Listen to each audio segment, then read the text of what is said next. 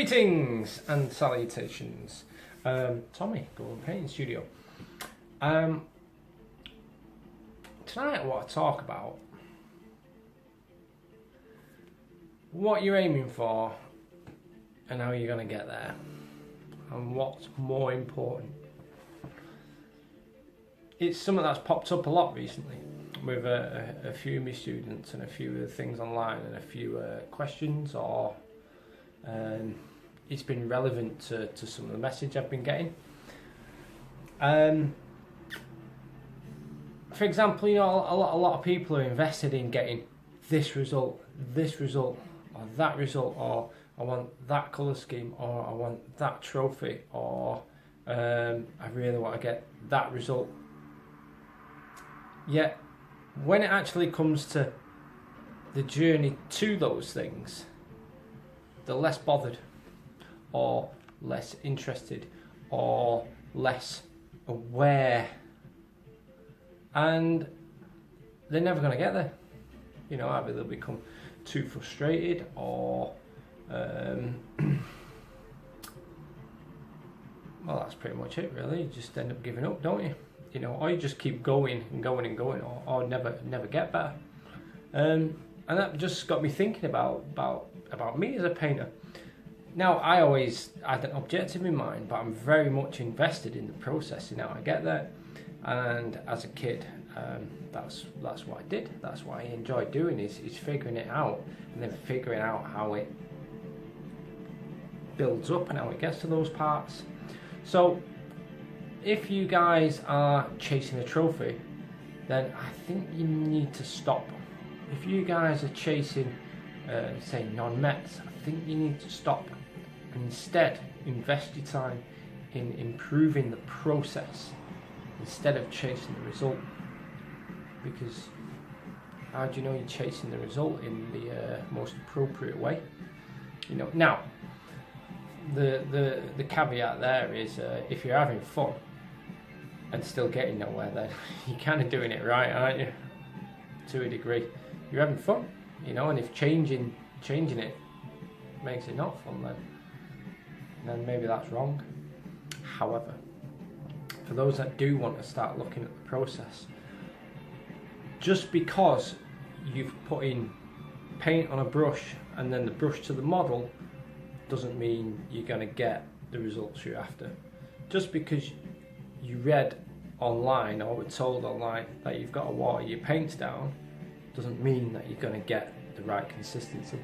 Just because you were told to buy a super brush doesn't mean you're going to get super results, because ultimately it all comes down to you, yeah, or down to me, or down to the painter in question, you know. And I could give you all the information you need. For example, here you go. When we do non-Mets, oh, what paints do you use? Go for it, there's all the paints. Why do you not get the same results? Oh, how do you do skin? What paints do you use? Same question again. You don't get the same results, so why? What are you missing? You know, because, you know, I know a lot of painters who will paint skin, and they'll just, and I'm like that as well.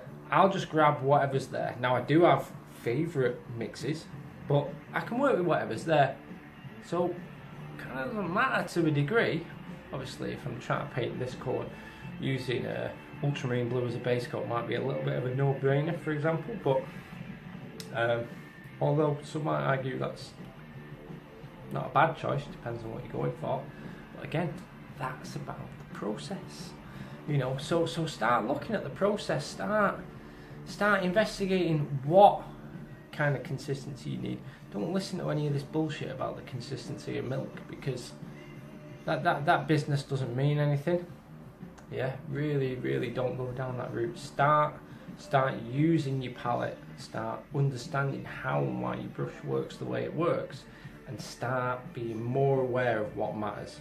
If you are more excited about finding the next best expert technique more than how do I get a smooth porcelain finish on my base coat, then you're going in the wrong direction. You need to be looking at your base coat out and out, get your base coats nailed, and there is the secret.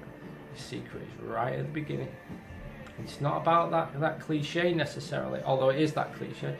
It's not about, oh, make sure your foundation's right, you can't build a roof without a house underneath, blah blah. It's too easy. That it's about really looking at what works, what makes high quality paint happen. Yeah, and generally it's less. Do less, use less,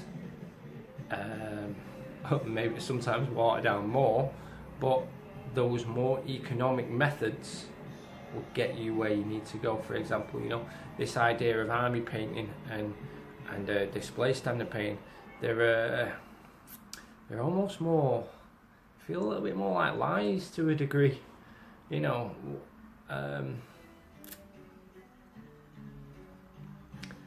I can do less work, less paint, less layers, and get a greater result. All right. Generally, that's my default painting style. Is try and do as little as possible to get the maximum result. Well, that's mostly army painting. I do as little as possible, use the simplest techniques as possible, use the most basic techniques as possible, and that's army painting. But why am I getting a display standard result? What is it that I'm doing? And can you look at yourself and go, hang on a minute, what I'm doing here is getting a long-winded result. So you get, you know, look at a lot of these beginners and immediate painters, you all get frustrated, and they ultimately they're using all the best brushes, using all the best paints, all the best flow enhancers, drying retarders, wet palettes, blah blah blah, but they're still getting substandard results. They're not happy with their paint job. They're still striving to get better. Yeah. Food for thought.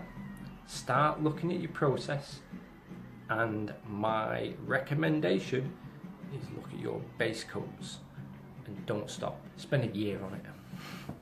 I don't know. You know, just keep going with base coats. That is where the secret lies. So there you go. There's my thoughts on that, and I want your thoughts on that as well. Again, these videos aren't about giving you the answers. They're about getting you to think, so you don't need me to give you the answers. Yeah, these are about making you self-sufficient, and getting you to start cogitating. Yeah, because the reasons you are or are not getting to your painting goals because of what's going on in your head. Yeah, that goes from a shaky hand to the ability or lack of to get the right colour schemes and things like that. It's all what is or isn't going on right in your head. So bear that in mind. Start trying to figure out where it is I'm trying to lead you to. So with that, over and out. If you want to give me a shout for some painting lessons, please do.